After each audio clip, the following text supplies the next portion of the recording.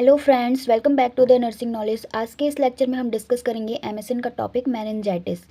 So first of all हम देखेंगे इंट्रोडक्शन। Meningitis is an infection of the meninges, the protective membrane that surround the brain and spinal cord. The infection is mostly caused by bacteria and virus which lead to the meninges becoming inflamed, swallow. It can damage the brain, it can damage the nerve and brain. सो ये जो इसका introduction है वो meninges क्या होती है। Meninges जो है वो इन्फेक्शन है ऑफ मेनिंजेस का। इनमें क्या होता है, इन्फ्लामेशन हो जाता है जब इन्फेक्शन होता है। तो मेनिंजेस क्या है, मेनिंजेस जो होता है वो एक प्रोटेक्टिव मेम्ब्रेन है जो कि जो जैसे कवर है एक, जो कि प्रोटेक्ट करती है किसको, ब्रेन को और स्पाइनल कॉर्ड को। ये ब्रेन और स्पाइनल कॉर्ड के सराउंडिंग में प्रेजेंट होती है। ये इन्फेक्शन जो होती है वो मोस्टली ये इन्फेक्शन जो है वो मोस्टली कॉज होता है बैक्टीरिया और वायरस के द्वारा, जो कि लीड करता है मेनिंजेस जो होती हैं उनको इन्फ्लेम्ड कर देता है, उनको उनमें इन्फ्लामेशन आ जाती है और फिर इसकी वजह से क्या होता है, ब्रेन या फिर नर्व जो होती हैं वो डैमेज हो सकती हैं। सो क्या है मेनिंजेस? मेनिंजेस एक प्रोटेक्टिव लेयर है किसकी, ब्रेन और स्पाइनल कॉर्ड की। इसमें क्या होता है, इसमें इन्फेक्शन के कारण बैक्टीरिया और वायरस जो होती हैं उनके इंटर हो जाते हैं, जिसके कारण क्या होता है, उसमें इन्फेक्शन हो जाता है मेनिंजेस में। और जब मेनिंजेस में इन्फेक्शन हो जाता है तो ये क्या होती हैं, जो मेनिंजेस होती हैं वो उनमें इन्फ्लामेशन आ जाता है। और ये जो है, जब इन्फ्लामेशन आ जाता है तो वो ब्रेन को और नर्व को क्या करती हैं, डैमेज कर सकती हैं। आई होप कि आपको इंट्रोडक्शन समझ में आ गया होगा। अब हम देखेंगे डेफिनेशन। मेनिंजाइटिस की डेफिनेशन क्या होती है। An inflammation of meninges outer covering membrane of brain and spinal cord of brain and spinal cord. ये क्या होता है, मेनिंजाइटिस क्या होता है, इन्फ्लामेशन ऑफ मेनिंजेस। मेनिंजेस क्या है, ये आउटर कवरिंग मेम्ब्रेन होती है किसकी, ब्रेन और स्पाइनल कॉर्ड की, जिसमें क्या होता है, जो आउटर कवरिंग मेम्ब्रेन होती है उसमें क्या होता है, इन्फ्लामेशन हो जाता है due to infection. So I hope कि आपको डेफिनेशन अंडरस्टैंड हो गई होगी। तो अब हम देखेंगे कॉजेज़ या फिर इटियोलॉजी। कॉजेज़ इसके क्या है, मेनिंगोकोकल नाइजेरिया। मेनिंगोकोकल नाइजेरिया क्या है, ये एक ग्राम नेगेटिव बैक्टीरिया है। जैसे कि हमने पहले ही देखा था कि ये जो मेनिंजाइटिस है वो mostly caused by bacteria and virus.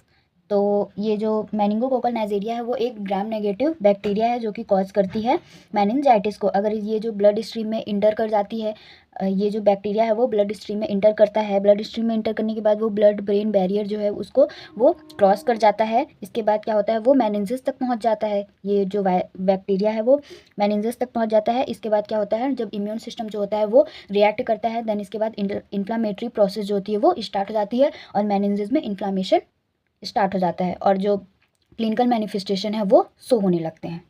So next क्या है, Haemophilus influenza. Haemophilus influenza staphylococcus भी एक बैक्टीरिया है। और माइकोबैक्टीरियम ट्यूबरकुलाई एक ट्यूबरकुलोसिस की ये बैक्टीरिया है। जो जो टीबी पेशेंट होते हैं उनमें भी मेनिंजाइटिस का रिस्क होता है। जो टीबी पेशेंट है उनको भी मेनिंजाइटिस कॉज हो सकता है, बिकॉज माइकोबैक्टीरियम ट्यूबरकुलाई जो होते हैं वो मेनिंजाइटिस को भी कॉज करते हैं। न्यूमोकोकस, साल्मोनेला और हेड इंजुरी भी क्या होता है, हेड इंजुरी की वजह से मेनिंजेस में इन्फ्लामेशन हो सकता है, जिसके कारण मेनिंजाइटिस हो सकती है, कॉज हो सकता है। मिडिल ईयर इन्फेक्शन, जैसे कि ओटाइटिस मीडिया अगर हो गया है, मिडिल ईयर इन्फेक्शन है, तो वो क्या कर ये वो जो है वो मेनिंजाइटिस को कॉज कर सकता है। सेरिब्रल एब्सिस, सेरिब्रल में अगर इन्फेक्शन हो गया है, इन्फ्लामेशन हो गया है, जिसकी वजह से क्या हो सकता है, मेनिंजाइटिस कॉज हो सकता है। Droplet infection from nasopharynx and sinus mastoids, ये सारे जो हैं वो कॉजेज हैं जो कि कॉज कर सकते हैं मेनिंजाइटिस। अब हम देखेंगे रिस्क फैक्टर। एज, चिल्ड्रन से यंगर देन 5 ईयर, जो चिल्ड्रंस हैं वो 5 ईयर से जो कम होते हैं 5 ईयर से, उनको क्या होता है, रिस्क होता है मेनिंजाइटिस का। क्रोनिक मालन्यूट्रिशन अगर बहुत बहुत ज़्यादा क्रोनिक है तो जिसकी वजह से क्या होता है, इम्यून सिस्टम जो होता है वो उनका लो हो जाता है, जो कि मेनिंजाइटिस को कॉज करने में प्रॉन होता है। AIDS, acquired immune deficiency syndrome, ये भी क्या होता है, इम्यून सिस्टम को लो करता है, जिसके कारण मेनिंजाइटिस का रिस्क हो सकता है। CSF संट, क्रोनिक एल्कोहलिज्म जो है वो, जैसे अल्कोहल कंज्यूम बहुत ज़्यादा अल्कोहल को कंज्यूम जो करते हैं, जो पर्सन्स जो करते हैं उनको मेनिंजाइटिस का रिस्क होता है। Use of immunosuppressive drugs, long term से यूज़ करने वाले जो पर्सन होते हैं इम्यूनोसप्रेसिव ड्रग्स, उनको मेनिंजाइटिस का रिस्क होता है। ओवर क्राउडिंग, डायबिटीज़, न्यूमोनिया, सारे रिस्क फैक्टर हैं for meningitis. So now we will discuss the pathophysiology of meningitis. तो फर्स्ट क्या है, positive organism enter the blood stream. जो पॉजिटिव ऑर्गेनिज्म है जैसे कि मेनिंगोकोकल नाइजेरिया, वो इंटर कर दिया ब्लड स्ट्रीम में। जब इंटर हो गया तो इसके बाद क्या करेगा, ये cross the brain cross the blood brain barrier को ये क्रॉस करेगा, देन इसके बाद इन्फ्लामेटरी रिएक्शन होगा इन मेनिंजेस। जो इन्फ्लामेटरी रिएक्शन मतलब कि जो मेनिंजेस हैं उनमें इन्फ्लामेशन हो जाएगा। Inflammation of subarachnoid space and pia mater occurs. Inflammation जो है वो सब एरिकनॉइड स्पेस में हो जाएगा और पायामीटर्स में भी हो जाएगा। इन्फ्लामेशन में कॉज इंक्रीज आईसीपी। अगर इन्फ्लामेशन हो गया है तो आईसीपी जो इंट्राक्रेनियल प्रेशर है वो क्या होगा, इंक्रीज होगा। जो इन्फ्लामेशन की वजह से क्या होगा, उसमें प्रेशर ज़्यादा होगा, तो जो ब्रेन है, ब्रेन में प्रेशर ज़्यादा पड़ेगा, जिसकी वजह से आईसीपी जो है वो इंक्रीज हो जाएगी। CSF flow in subarachnoid space. CSF जो है वो फ्लो करेगा सब एरिकनॉइड स्पेस पे, और सीएसएफ जो है वो क्लाउडनेस हो जाएगा और इन्फेक्टेड हो जाएगा। जब इसमें जो बैक्टीरिया है वो इंटर कर गया है किसमें, ब्लड स्ट्रीम से वो कहाँ आ गया है, इन्फ्लामेशन कर दिया है, सब एरिकनॉइड स्पेस में आ गया है। उसकी वजह से जो सब एरिकनॉइड स्पेस में क्या बह रहा है, सीएसएफ फ्लो कर रहा है। तो सीएसएफ की वजह से सीएसएफ जो फ्लो कर रहा है तो वो क्या होगा, वो क्लाउडनेस हो जाएगा और इन्फेक्टेड हो जाएगा। Then CSF cell count increase हो जाएगी। आई होप कि आपको पैथोफिजियोलॉजी समझ में आ गई होगी। Now we will discuss the types of meningitis. There are 6 type of meningitis: bacterial meningitis, fungal meningitis, neoplasmic meningitis, viral meningitis, parasitic meningitis, hospital acquired post craniotomy meningitis. Now we will discuss the clinical manifestations. First है confirmative sign. ये जो 2 sign होते हैं, positive Kernig sign and बुर्जिकिन sign, वो क्या होती हैं, कन्फर्मेटिव साइन होते हैं, कन्फर्मेटिव मैनिफेस्टेशंस होते हैं। सो फर्स्ट क्या है, positive Kernig sign. When patient lying with the thigh flexed on the abdomen, patient cannot completely extend his legs. Patient feels severe pain and stiffness in hamstring muscles in legs. Kernig sign में patient को supine position में लेटा दिया जाता है, जिसको मतलब सीधा लेटाते हैं पेशेंट को, और हिप को फ्लेक्स करना होता है और लेग को स्टैंड करना होता है। बट जो पेशेंट होता है वो लेग को एक्सटेंड नहीं कर पाता है, उसको सीवियर पेन होता है और स्टिफनेस होती है इन हैमस्ट्रिंग मसल में। हैमस्ट्रिंग मसल जो होती है वो लेग में होती है, जो कि उसको बहुत ज़्यादा उसमें सीवियर पेन फील होता है और वो लेग को एक्सटेंड नहीं कर पाता है। वो सिर्फ 90 डिग्री तक ही लेग को एक्सटेंड कर पाता है, और उसके बाद वो पूरी तरह से लेग को एक्सटेंड नहीं कर पाता पेशेंट, उसको बहुत ज़्यादा सीवियर पेन होता है।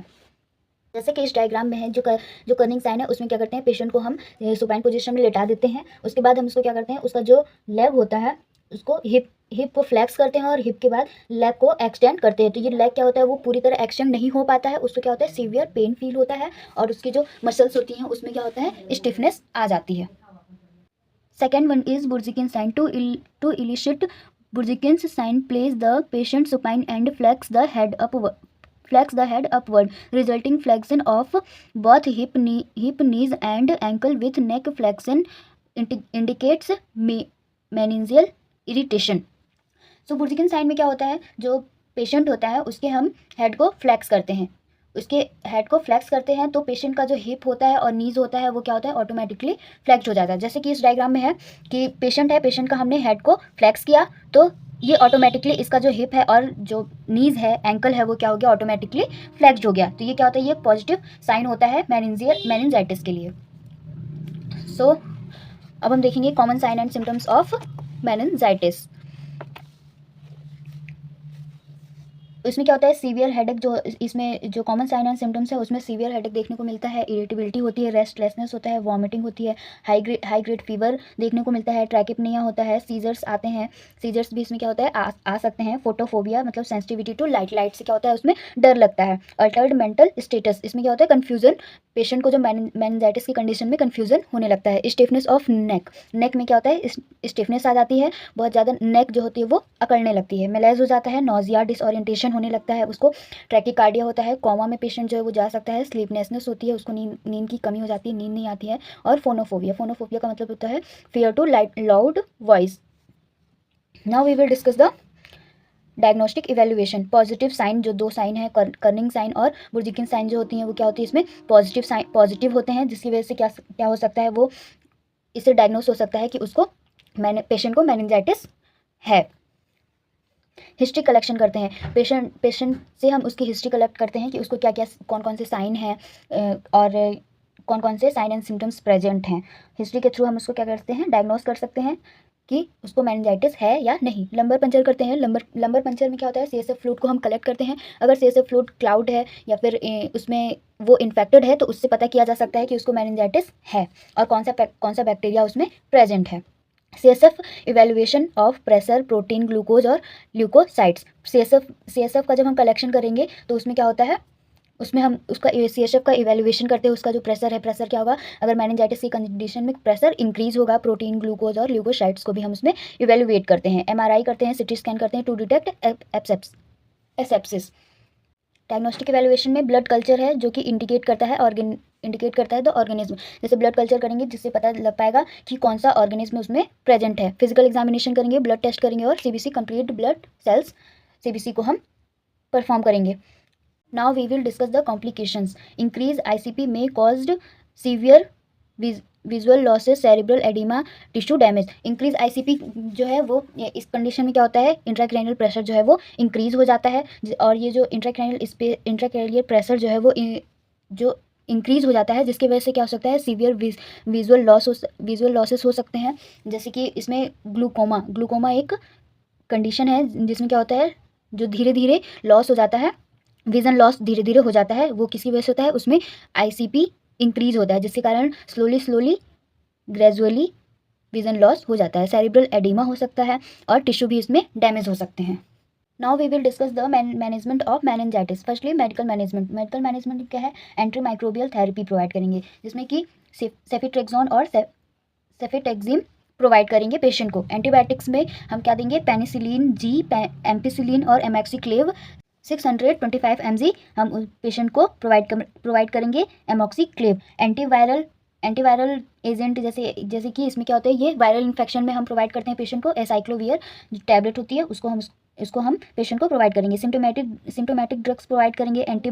सिम्टोमेटिक ड्रग्स में जैसे उसको फीवर आ रहा है तो एंटीपायरेटिक प्रोवाइड करेंगे, एनाल्जेसिक और एंटीमेटिक्स, डोमपेरिडोन और anti seizures, anti convulsant, phenytoin वगैरह प्रोवाइड करेंगे पेशेंट को। एंटी इन्फ्लामेटरी ड्रग्स प्रोवाइड करेंगे, dexamethasone.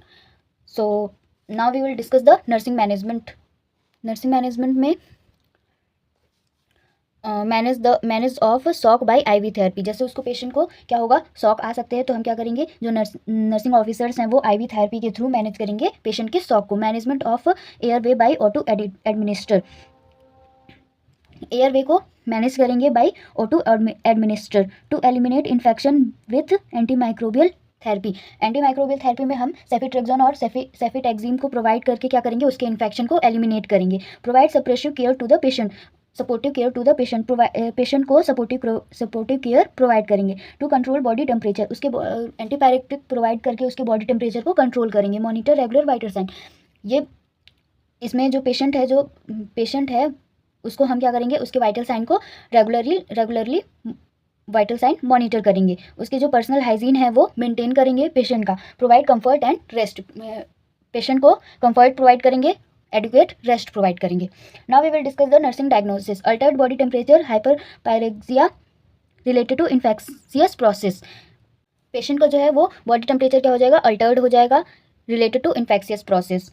Risk for imbalance fluid volume related to fever and decrease intake of fluid. Infective tissue perfusion, cerebral related to infectious process and cerebral oedema.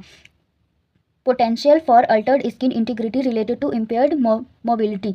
Acute pain related to neurological effect from the disease process.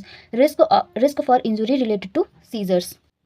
आज के इस video में हमने meningitis disease को detail में discuss किया। अगर आपको ये वीडियो पसंद आई हो, ज़रा भी हेल्पफुल लगी हो तो चैनल को लाइक, शेयर एंड सब्सक्राइब करें। मिलते हैं नेक्स्ट वीडियो में। Thank you.